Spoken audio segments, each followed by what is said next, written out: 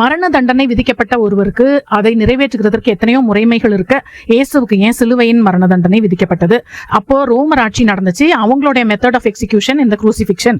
ரோமருடைய ஆட்சியில இந்த மாதிரி சிலுவையில் அறைந்து மரண தண்டனை கொடுப்பது அது அவங்களுடைய முறைமையா இருந்தது. அப்போ அது எதேச்சையா நடந்ததா அப்படின்னா இல்ல, அது பிதாவினுடைய நித்தியமான திட்டமா இருந்தது. பிப்ளிக்கல் டேர்ம்ஸ்ல நம்ம பார்க்கிறோம். ஜீசஸே சொல்கிறார், நான் பூமியிலிருந்து உயர்த்தப்பட்டிருக்கும் போது எல்லாரையும் இடத்தில் இழுத்துக் கொள்ளுவேன். பவுல் எழுதுகிறார், மரத்திலே தூக்கப்பட்ட எவனும் சபிக்கப்பட்டவன் சொல்லி பழைய ஏற்பாட்டில் இருக்கிறத பவுல் இந்த இடத்துல கோடிட்டு காட்டுகிறார். சோ டிவைன் பிளானா இருந்துச்சு. பழைய ஏற்பாட்டு சட்டம் என்ன சொல்லுகிறதுனா, ஒருவருக்கு மரண தண்டனை உண்டாக்கும்படி மரத்துல அவங்கள அதான் இந்த மாதிரி தூக்கு தண்டனை போல கொடுப்பாங்கன்னா, இரவுல அவங்களுடைய பிரேதம் மரத்துல தொங்கக்கூடாது. அன்னைக்கே அவங்கள அடக்கம் பண்ணிடணும். ஏன்னா தேவனால் சபிக்கப்பட்டவன், அதனால அன்னைக்கே அவனை அடக்கம் பண்ணிருங்க, தேவன் உனக்கு கொடுத்த தேசம் இல்லாட்டி தீட்டாயிரும் அப்படின்னு சொல்லி சொல்கிறார்.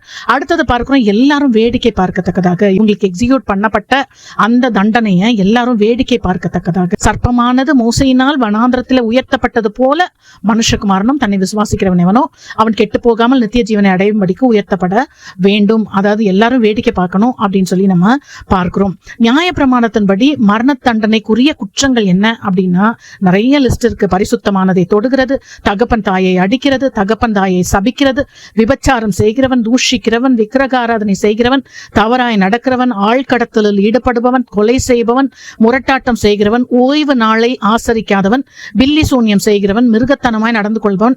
இதெல்லாம் லிட்டரலா நம்ம ஒரு வேளை செய்யாட்டாலும் இதுக்கு நிறைய ஸ்பிரிச்சுவல் மீனிங் இருக்குது. ஃபார் எக்ஸாம்பிள், விபச்சாரம் செய்கிறதுனா உலக ஸ்நேகம், உலகத்தின் மேல நமக்கு ஆசை இருந்தாலே அதுதான்.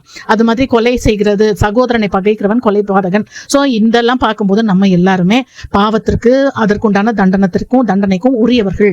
பாவத்தின் சம்பளம் மரணம் என்று சொல்லி நம்ம பார்க்கிறோம். சோ நம்முடைய வெட்கங்களையும் நம்ம அடைய வேண்டிய அந்த சம்பளத்தை அவர் அந்த தண்டனையை அடைந்து தீர்த்தார். ஆனா ஒரு பெரிய சீக்ரெட் இதுல இருக்கு. என்ன அப்படின்னா, நம்ம நினைக்கிறோம் அவர் தான் அந்த இடத்துல வெட்கப்பட்டார், அவர் தான் மரித்தார், அவர் தோற்று போனார். இல்ல, பைபிள் கிளியரா சொல்லுகிறது, அதாவது நமக்கு எதிராக இருந்ததான எல்லாவற்றையும், நமக்கு விரோதமா இருந்த எல்லாவற்றையும் அவர் சிலுவையிலே ஆணி அடித்து எல்லா துரைத்தனங்கள் அதிகாரங்கள் எல்லாம் உரிந்து கொண்டு வெளியரங்கமான கோலமாக்கி சிலுவையிலே அவைகளின் மேல் அவர் வெற்றி சிறந்தார் என்று சொல்லி பார்க்கிறோம். அதாவது நம்முடைய குற்றமுள்ள மனசாட்சி, சத்ருவின் அதிகாரங்கள், சத்ருவின் ஆயுதங்கள், இது எல்லாவற்றையும் அவர் ஓப்பன் ஷேமாக வெளியரங்கமான கோலமாக்கினார். அதாவது பிசாசு அம்பலப்படுத்தப்பட்டான், பிசாசு வெட்கப்படுத்தப்பட்டான், பிசாசு ஜெயிக்கப்பட்டான். ஜோமனோ, எங்களை அளவில்லாமல் நேசிக்கிற எங்கள் பரமபிதாவே, நாங்கள் செய்த தப்பிதங்களின் நிமித்தமாக நாங்கள் வெளியரங்கமா எல்லாரும் காணத்தக்கதா அசிங்கப்பட்டு பெற்றுக்கொள்ள வேண்டிய மரண தண்டனையை நீர் உமது குமாரனாகிய இயேசு கிறிஸ்துவின் மேல் சாற்றி எங்களை அந்த வெட்கமான தண்டனையிலிருந்து மீட்டுக் கொண்டதற்காக உமக்கு நன்றி சொல்றோம். எங்களை ஆசீர்வதிங்க இயேசுவின் நாமத்தில் பிதாவே, ஆமென்.